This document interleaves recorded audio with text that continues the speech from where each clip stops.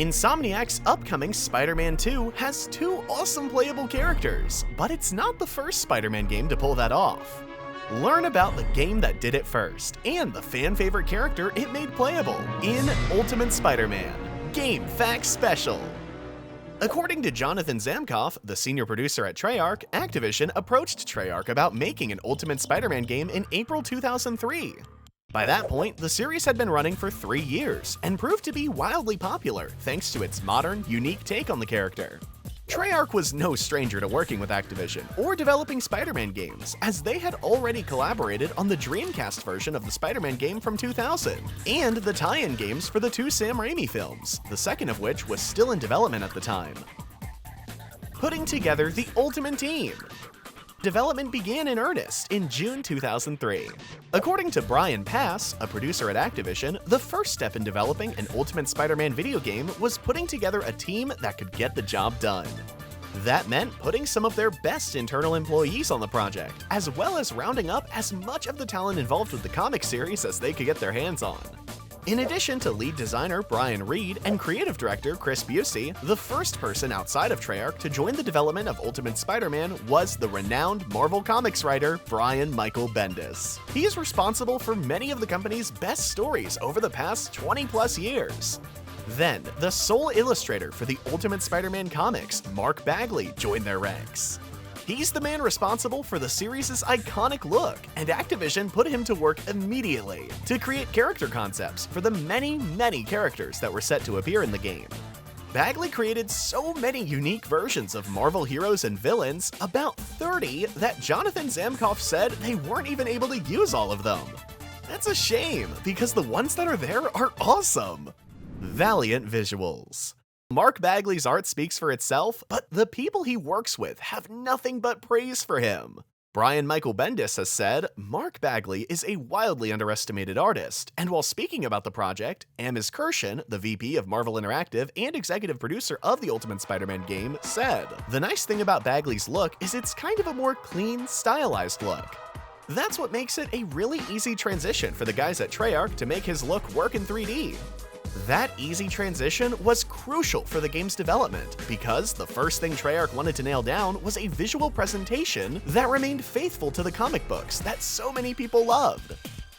Bringing the comic book to life. However, while transitioning Bagley's style over to the 3D realm was easy, actually making everything look and work properly in motion was a completely separate ordeal. Not wanting to let the Spider-Man license or its fans down, the Ultimate Spider-Man team spent the first 3 to 4 months of the project creating an entirely new shader system that they call 3D comic book inking to bring Bagley's dramatic style to life while adding the depth required of a full-on console game release. Treyarch's proprietary shader technology worked by combining texture maps with high polygon character models to create the comic book look. Thick outlines, well-defined musculature, and very specific coloring and shadows are all made possible in this game by 3D comic book inking. The Spider-Man model and most of the character models in the game were in the 7,000 polygon range, and Venom's model was around 9,000 polygons. For comparison, Kratos in God of War 2018 is 32,000 polygons just for his face, and the final boss of Marvel's Spider-Man on PS4 is said to contain around 1 million polygons. Yes, we have come a long way in terms of graphics. Doubling down on immersion. Treyarch didn't just stop once their complicated graphics system was in place. To further cement that this game is an Ultimate Spider-Man game, completely separate from anything that had come before, they also included another visual element, comic panels. Rather than relying on run-of-the-mill cutscenes, Ultimate Spider-Man's narrative is told through a fascinating mixture of traditional cutscenes and motion graphic comic panels. Characters leap and fall through these panels, dramatic moments are created through the use of separation and negative space between them, and panels will even occasionally pop up during gameplay to highlight action or to give more context about a situation. One example sees Spider-Man swinging through the city only to come across a person trapped under a burning car. While the player continues to control Spider-Man, the screen splits into 2 panels, with the second showing the person trapped under the car and in dire need of help. It's an incredibly effective visual complement to Ultimate Spider-Man's already groundbreaking look, and it went a long way to make players feel like they were immersed in the comics. With great ambition. That immersion was clearly one of Treyarch's goals when they were charting out what this game would be, but there was also another, much more adventurous goal they had in mind. To make Ultimate Spider-Man the biggest, most ambitious Spider-Man game ever created. According to Jonathan Zamkoff, more than 100 people had their hands on the project, and while a large majority of those contributors helped to create the amazing visuals we already talked about, some of them had the burden of making an original Spider-Man story that stacked up and felt just as faithful to the series as the visuals were. Writing stories isn't easy, and it's even worse when you're writing a story for a character that has been around for more than 40 years. Thankfully, when you're writing about a superhero, you have a baked-in plot device to test the hero, push them to their limits, and contrast their morals and attributes with villains. A venomous villain. Activision conducted extensive research into the most popular villains Spider-Man has ever faced. Spider-Man fans will know without saying that the result of that search would come down to a single villain, Venom. But the overwhelming popularity of that character even came as a surprise to those behind the original comic book run. When questioned about Venom, Brian Michael Bendis said, "When we introduced Ultimate Venom into the comic book, our sales spiked. They almost doubled. I had no idea that Venom was so popular." Needless to say, Venom was selected as the primary antagonist of the game, and the narrative would heavily include the character.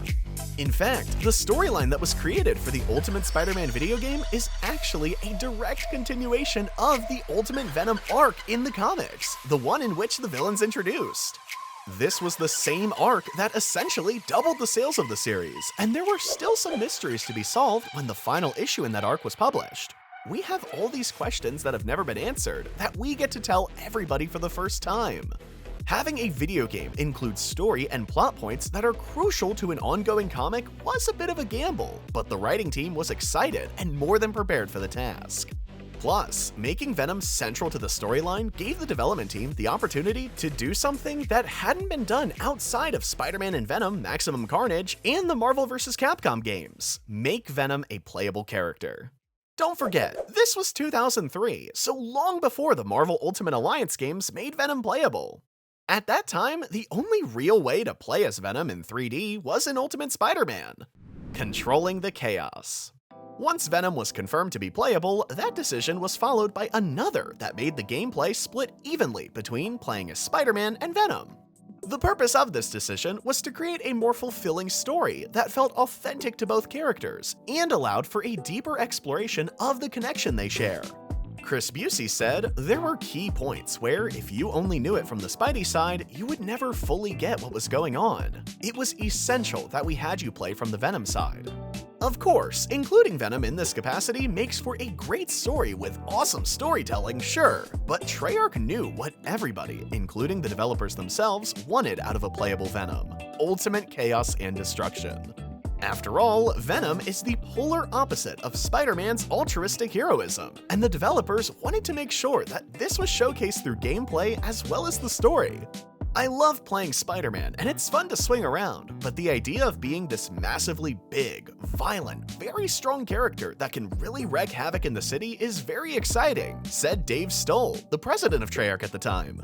In Ultimate Spider-Man, both Spider-Man and Venom move differently, act differently, they have unique combat systems, and completely different abilities. As always, Spider-Man is quick, zippy, and hyper-athletic, which facilitates his lightning-fast punches, bouncing around the screen, and aerobic web swinging. On the other hand, Venom feels heavy and is more at home throwing cars and eating civilians than he is moving with any kind of speed.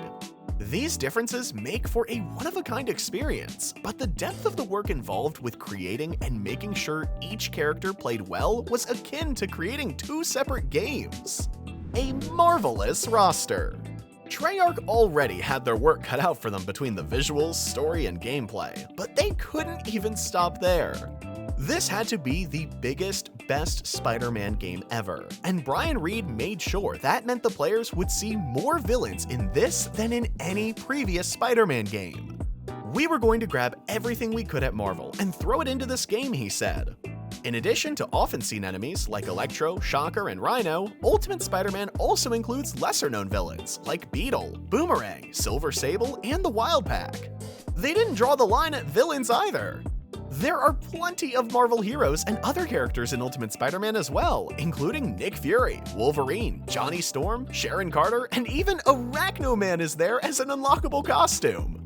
Even better, all of these characters are completely new Ultimate versions with new designs by Mark Bagley that fit within the Ultimate Spider-Man universe. The intent was to have a cameo of a character you think you know, but to have it feel like you're seeing them for the first time again.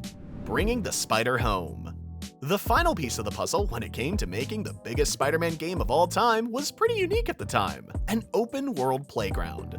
The developers wanted to create not just any New York, but Ultimate Spider-Man's New York.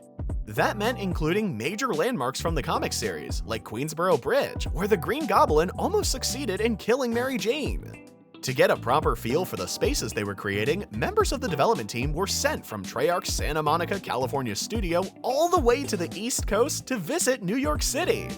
Their purpose on the cross-country trip was to take pictures of just about anything they found interesting, from the streets and alleyways of Chinatown and Little Italy all the way down to nondescript signs and manhole covers. In addition to the now standard open-world Manhattan, Ultimate Spider-Man also expanded its open world to include Queens, where Peter lives and goes to school.